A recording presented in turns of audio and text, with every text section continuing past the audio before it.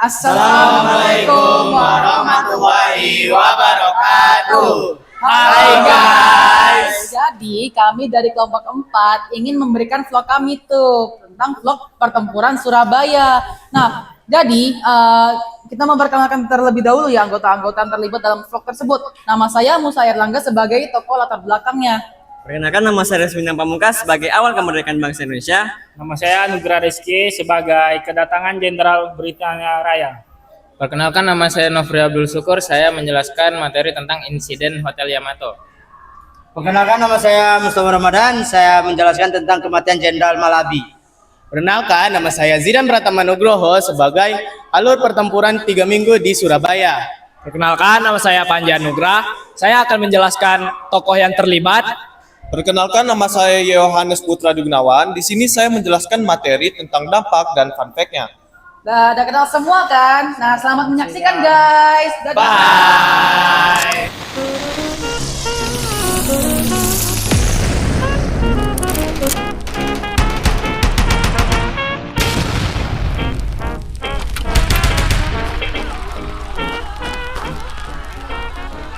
Nah, pertempuran Surabaya adalah pertempuran yang sangat klasik yang dimulai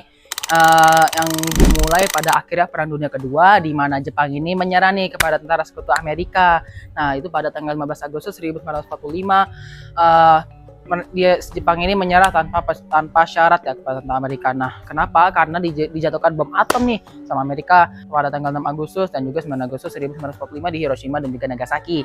Nah, terus akibat penyerangan tersebut terjadilah kekosongan atau power of vacuum ya. Nah, terus pada tanggal 7 Agustus 1945 akhirnya Indonesia ini memproklamasikan kemerdekaan mereka, terutama diproklamasikan oleh Insinyur Soekarno sama Muhammad Hatta nih ya, yang penuh semangat dan juga berkobar lah jiwa mereka nih kan ke seluruh penjuru Nusantara. Sepenuhnya itu proklamasi kemerdekaan itu aman karena Jepang yang menyerah di Indonesia ini masih ada di Indonesia ya. Jepang yang menyerah kepada tentara sekutu itu masih ada di Indonesia, dan juga Belanda diwakili oleh Belanda itu si NICA ya, Netherlands Civil Administration ya. Oke.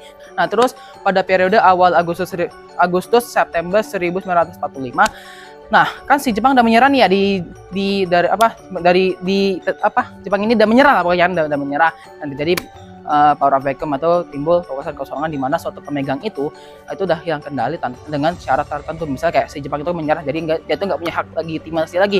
Nah, terus karena akibat itu pada saat itu ya rakyat Indonesia itu masih muda dan nggak sepenuhnya kokoh. Nah, dengan kondisi Jepang, militer Jepang saat itu udah menyerah, nah otomatis ditinggalin kan wilayah Indonesia. Nah, dengan kesempatan inilah rakyat Surabaya, terutama Laskar Pelangi, TRI, dan para pemuda lainnya kira menguasai kembali kantor-kantor pos ya, kantor-kantor penting mereka, dan terutama ya markas-markas senjatanya Jepang lah ya kan di situ. Terus selanjutnya pada tanggal 25 Oktober 1945 akhirnya nih mereka ini datang nih para sekutu yang bernama NICA dan juga AFNEI. Nah, NICA sama AFNEI itu NICA itu singkatan dari Netherlands Civil Administration ya, dan juga AFNEI itu adalah singkatan dari Allied Forces Netherlands East Indies. Nah, mereka ini pertama itu ingin membebaskan para tawanan nih. Tapi pertama kan si AFNEI dulu datangnya. Tapi tiba-tiba didatangin sama si NICA. Kan mau melucuti tentara Jepang kan. Tapi ternyata enggak. Mereka ini masih punya misi politik. Apa misi politik tersebut? Yaitu adalah menguasai kembali jajahan mereka, yaitu si NICA terutama ya kan. Nah, terus pada tanggal 27 Oktober 1945 nih, di mana terjadi tragedi Hotel Yamato. Dan udah klasik lah ini ya. Tragedi Hotel Yamato itu di mana bendera Belanda itu ditancepin ke atas Hotel Yamato ya. Nah, ini menunjukkan nih bahwa yaitu bersifat kolonialisme kan, dirinya mereka ini naiklah ke panjat ke atas Hotel Yamato, terus dirobek bendera birunya tertinggal merah dan juga putih. Nah, terus pada tanggal 28 sampai 29 Oktober 1945 para rakyat Surabaya dan juga AFNEI dan juga NICA. Nah, AFNEI ini dipimpin oleh Jenderal A.W.S. Malabi, itu sangat berkontribusi besar lah dan peperangan tersebut, apalagi terutama untuk si AFNEI ya. Nah, terjadi peperangan di penjuru kota, misalnya kayak kota Tunjungan, ada Tanjung Perak, terutama ya di Jembatan Merah itulah. Nah, terus akibat ketimaksiatan itu terjadi bentrokan. Nah, di mana pada tanggal 30 Oktober 1945 akhirnya ya Jenderal A.W.S. Malabi itu meninggal ya, belum tahu ya, katanya belum diketahui siapa penembaknya, tapi pokoknya dia itu meninggal, makanya dinamai Jembatan Merah. Nah, terus pada tanggal 9 November 1945 akhirnya si Robert Mansak inilah akibat kematian Jenderal Malabian. Nah, akhirnya dia mengeluarkan tuh ultimatum ya, katanya isi ultimatum itu melakukan gencatan senjata. Nah, tapi ditolak mentah-mentah sama Bung Tomo dengan percikan besarnya di radio Allahu Akbar. Nah, akhirnya pada tanggal 10 November akhirnya Robert Mansak sudah menyiapin nih berperang nih ke rakyat Surabaya menggunakan angkatan tempur, angkatan udara, angkatan laut, angkatan darat, semuanya jadi satu menyerang Surabaya. Tapi Surabaya ini nggak menyerah ya. Terlibat rakyat Surabaya kayak misalnya TRI, terus ada Laskar Rakyat yang lainnya, dan juga melawan tentara-tentara terlatih oleh Afni dan juga Nica. Nah, terus akhirnya mereka ini perang selama berminggu-minggu ya. Nah, Teman-teman tahu nggak sih, di Indonesia pernah loh terjadi kekosongan kekuasaan? Penasaran kan? Yuk simak video dari saya. Nah, kekosongan kekuasaan atau vacuum of power merupakan kondisi di mana suatu wilayah atau sebuah negara tidak memiliki pemimpin secara sah. Nah, jadi teman-teman, hal tersebut pernah terjadi di Indonesia, tepatnya pada akhir Perang Dunia Kedua. Setelah Amerika Serikat menjatuhkan bom atom di kota Hiroshima dan Nagasaki, Jepang akhirnya menyerah tanpa syarat di atas kapal USS Missouri pada tanggal 15 Agustus 1945. Ini menandakan bahwa Jepang telah kalah dan Jepang tidak memiliki kekuasaan di Indonesia. Nah, melihat peluang emas ini, rakyat Indonesia tidak tinggal diam. Mereka ingin segera memproklamasikan dan memerdekakan bangsa Indonesia. Nah, peristiwa ini memunculkan dua perbedaan pendapat, yaitu antara golongan tua dan golongan muda. Golongan tua yang pada saat itu dipimpin oleh Soekarno, Hatta, dan Ahmad Subarjo, sedangkan golongan muda pada saat itu dipimpin oleh Cairo Saleh, Wikana, dan Sukarni. Nah, golongan tua ini ingin kemerdekaan Indonesia itu dilakukan secara struktural, yaitu menunggu PPKI, Panitia Persiapan Kemerdekaan Indonesia itu dibentuk dan dicampur tangani oleh pihak Jepang. Nah, golongan muda ini tidak terima dengan adanya campur tangan Jepang. Yang mereka inginkan adalah kemerdekaan Indonesia itu didapatkan dari hasil perjuangan dan pengorbanan rakyat Indonesia itu sendiri. Nah, perdebatan ini memuncak teman-teman, hingga terjadinya peristiwa yang kita kenal saat ini, yaitu peristiwa Rengas Dengklok. Tepatnya pada tanggal 16 Agustus 1945. Peristiwa ini adalah pengasingan Soekarno dan Hatta keluar Jakarta, tepatnya di daerah Karawang, Jawa Barat. Tujuannya sangat jelas, untuk agar Soekarno dan Hatta ini tidak dihasut oleh pihak Jepang dan mempercepat memproklamasikan kemerdekaan Indonesia. Nah, setelah berdiskusi dan berunding, akhirnya Ahmad Subarjo menyatakan kepada golongan muda bahwasannya teks proklamasi kemerdekaan Indonesia akan dibacakan selambat-lambatnya pada tanggal 17 Agustus 1945. Nah, setelah itu, Soekarno dan Muhammad Hatta kembali ke Jakarta, tepatnya di kediaman seorang perwira Jepang yang bernama Laksamana Tadashi Maeda, untuk merumuskan dan membuat naskah proklamasi kemerdekaan Indonesia. Nah, Laksamana Tadashi Maeda ini teman-teman ya, itu bersimpati kepada rakyat Indonesia karena melihat perjuangan mereka dan pengorbanannya. Dan juga pada saat itu kan Jepang sudah tidak lagi memiliki kekuasaan kan. Nah, maka dari itu Laksamana ini ingin membantu rakyat Indonesia. Akhirnya teks proklamasi itu diketik oleh Sayuti Melik berdasarkan tulisan tangan Soekarno. Nah, naskah inilah yang kita kenal pada saat ini, yaitu teks proklamasi kemerdekaan Indonesia. Lalu, tepatnya nih ya, pada tanggal 17 Agustus 1945, pada pukul 10 dini hari di kediaman Soekarno, yaitu di Jalan Pegangsaan Timur nomor 56, teks proklamasi Indonesia resmi dibacakan oleh Soekarno yang didampingi oleh Muhammad Hatta. Dan juga bendera merah putih nih yang dijahit oleh Ibu Fatmawati akhirnya dikibarkan oleh Latif Hendraningrat dan juga Suhut. Nah, teman-teman, berkibarnya bendera Indonesia ini menandakan bahwasanya Indonesia telah merdeka. Namun, di balik kebahagiaan ini tidak berlangsung begitu lama. Hingga tentara Belanda dan sekutu datang menginjakkan kaki di Surabaya.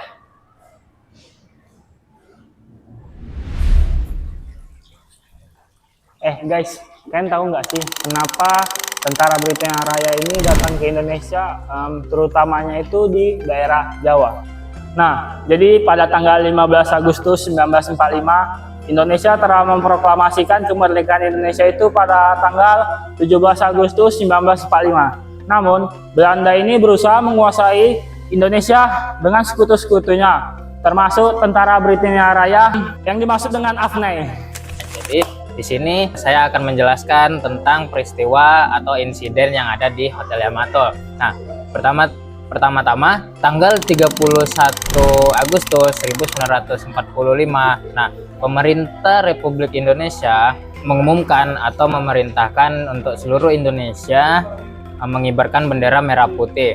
Nah, setelah itu di Surabaya sedang mengadakan kegiatan masang bendera merah putih secara meluas di daerah Surabaya. Nah, setelah itu Belanda atau penjajah ini yang dipimpin oleh Mr. Plukman itu datang dan mereka mengibarkan bendera Belanda di atas Hotel Yamato tanpa seizin dari masyarakat atau pemerintah di Surabaya.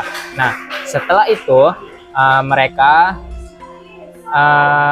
masyarakat atau area-area Surabaya ini merasa terancam. Nah, setelah itu mereka melakukan perundingan. Nah, perundingan itu dilakukan atau dilaksanakan di dalam Hotel Yamato, dilakukan bersama Presiden Sudirman dan dari pihak Belanda yaitu Mr. Plukman. Nah, setelah perundingan tersebut, dari pihak Belanda mereka tidak setuju, dan dari Mr. Plukman dia mengeluarkan senjata atau membuat kericuhan di dalam Hotel Yamato tersebut. Nah, setelah itu dari pengawal Presiden Sudirman itu mencekik atau membunuh Mr. Plukman, dan pengawal dari Sudirman ini yang bernama Sidik itu ditembak mati oleh pasukannya Mr. Plukman. Nah, dan setelah itu dari insiden yang terjadi di dalam Hotel Yamato itu terjadilah terpecahnya kericuhannya, dan dari pihak Residen Sudirman dan pengawalnya satu lagi itu berhasil keluar dari Hotel Yamato tersebut. Nah, setelah mereka keluar dari Hotel Yamato, nah mereka keluar dan melihat seluruh masyarakat atau area-area Surabaya itu ada di luar dan beramai-ramai. Setelah itu area-area Surabaya ini melihat di atas Hotel Yamato itu ada bendera Belanda. Nah, setelah itu area-area Surabaya ini langsung bergegas untuk mengambil bendera tersebut.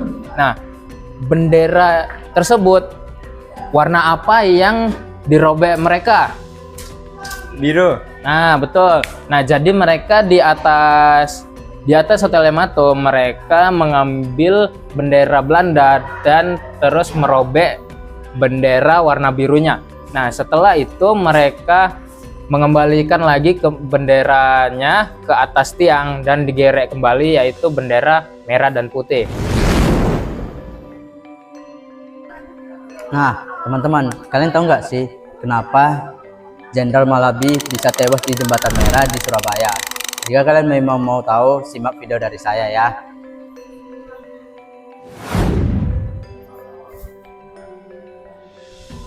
Nah, teman-teman, Jenderal Malabi adalah seorang perwira Inggris yang lahir pada tanggal 12 Desember tahun 1988.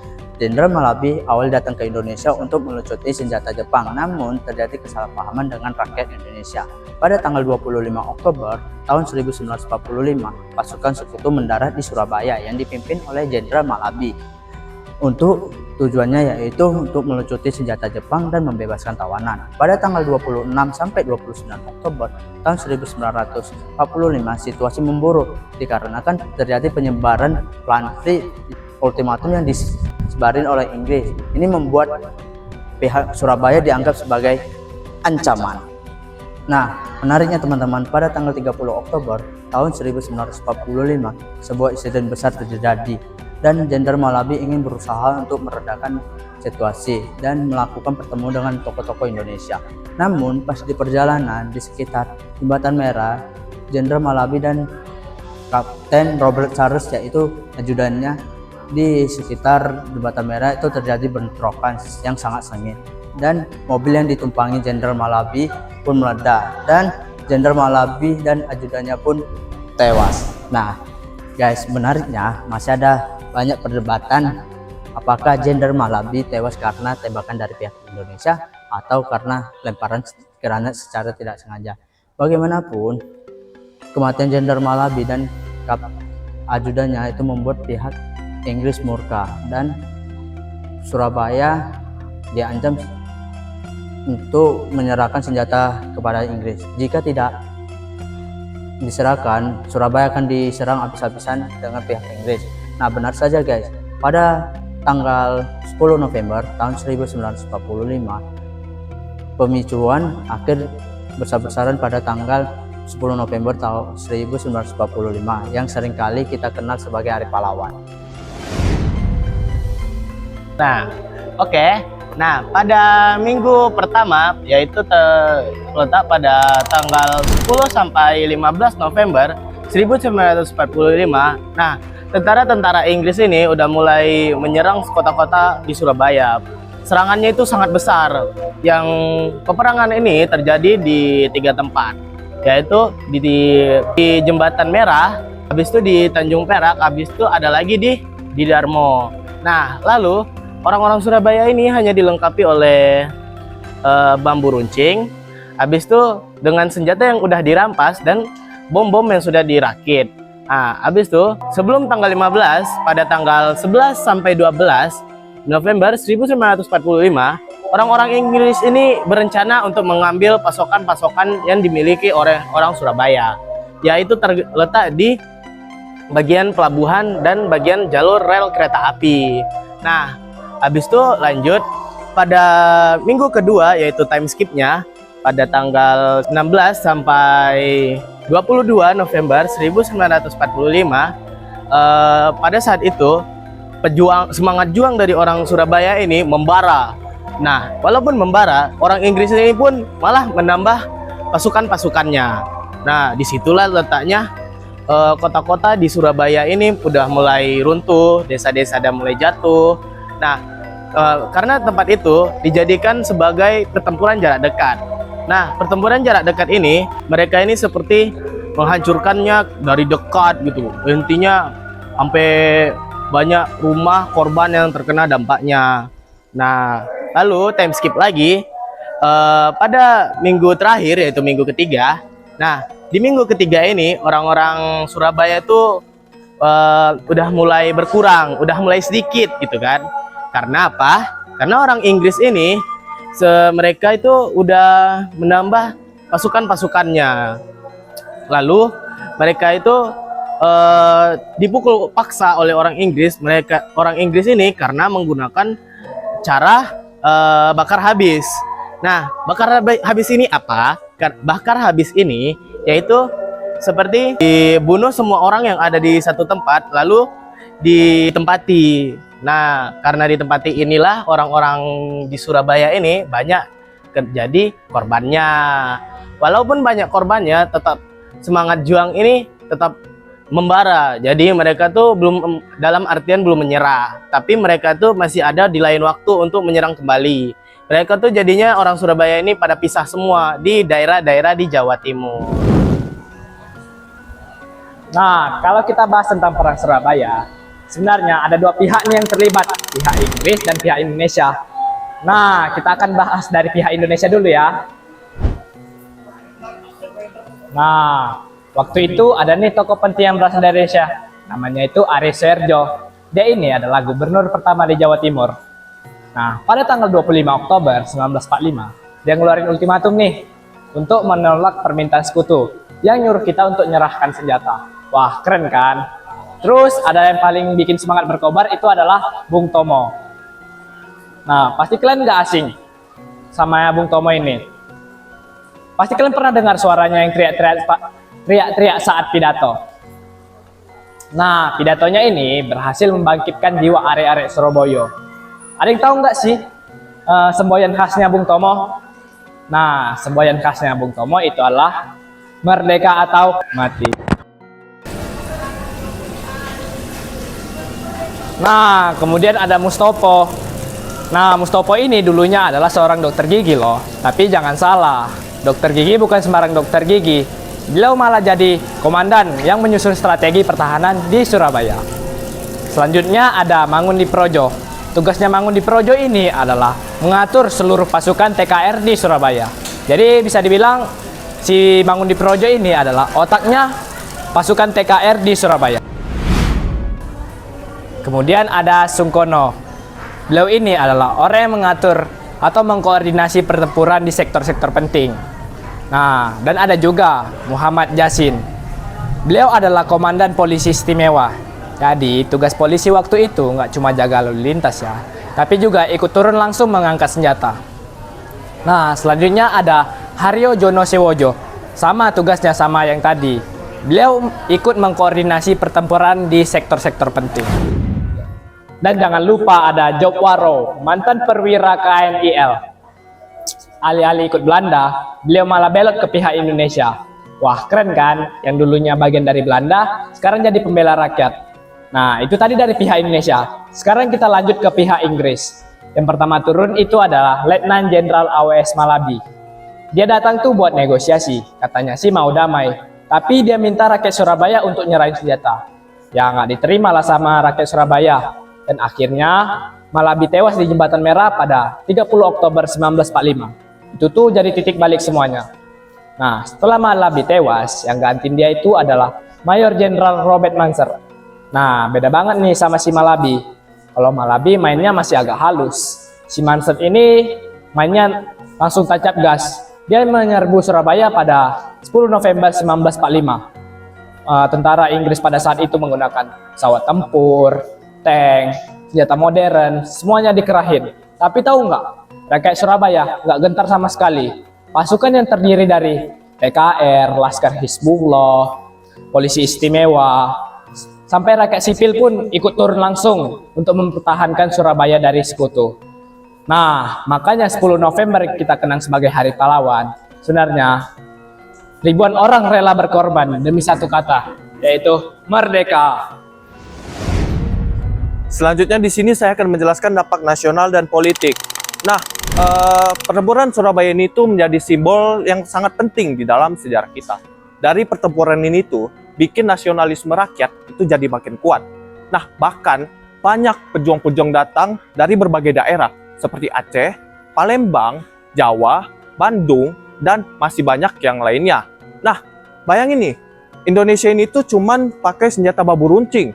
Sedangkan pasukan sekutu itu memiliki persenjataan yang sangat lengkap seperti jet, terus tank, dan senjata api lainnya. Nah, upacara Hari Pahlawan ini lahir dari pertempuran dari Surabaya ini. Bahkan nih, banyak banget kisah heroik, seperti contohnya pidato yang disiarkan oleh Bung Tomo lewat radio. Nah, ini tuh bikin nasionalisme dan semangat dari para rakyat yang mendengar, jadi membara banget nih semangatnya. Nah, itu semua masih kita wariskan nih di generasi kita yang sekarang. Selanjutnya di sini saya akan menjelaskan dampak ekonomi dan militer. Nah, ketika di suatu kota terjadi sebuah peperangan yang sangat besar, ini tuh akan berdampak negatif kepada wilayah tersebut. Nah, kenapa? Karena bangunan-bangunan penting seperti bank, rumah sakit, dan perkantoran itu tuh hancur karena dari pertempuran ini. Tapi dari pertempuran ini tuh memberikan dampak positif bagi tentara rakyat di Surabaya. Nah, tentara rakyat di Surabaya ini tuh jadi makin terlatih perang gerilyanya. Bahkan ini tuh bisa bikin tentara sekutu sampai kewalahan. Padahal dengan bermodalkan senjata bambu runcing, ini tuh bisa bikin rakyat sekutu jadi menyerah. Nah, selanjutnya di sini kita masuk ke bagian paling terakhir, yaitu fun fact. Nah, waktu itu Bung Tomo menyiarkan suaranya lewat radio, yang dimana bikin rakyat itu jadi lebih semangat gitu. Nah, bahkan semangat dari mereka ini tuh bikin tentara-tentara sekutu itu jadi kewalahan loh. Nah, bahkan nih pertempuran Surabaya ini tuh berlangsung selama 3 minggu berturut-turut. Jadi setiap hari itu terjadi peperangan besar di wilayah Surabaya ya. Nah, soal semboyan semboyan merdeka atau mati. Nah, oke. Semboyan merdeka atau mati ini tuh cuman bukan cuman sebagai kayak slogan gitu, tapi ini tuh beneran dijalankan. Nah, hebatnya lagi nih, tentara sekutu itu sampai bilang kalau tentara rakyat di Surabaya ini tuh sebagai neraka bagi para tentara mereka gitu. Nah, ini tuh pasti bikin dunia internasional jadi kaget gitu kan, dengan modal persenjataan rampasan dan persenjataan yang sangat minim gitu ya, cuma pakai bambu runcing, tapi ini tuh bisa bikin mereka tuh sampai kalah gitu. Nah, gimana? Seru kan penampilan videonya dari kami? Ya, kita udah jelasin tuh secara lengkap tuh dari alur ceritanya, dampaknya, terus semacam itulah. Dan kalau misalnya ada salah kata dalam video tersebut, mohon maaf ya. Terima kasih telah menyaksikan. Selamat jumpa lagi. Bye-bye.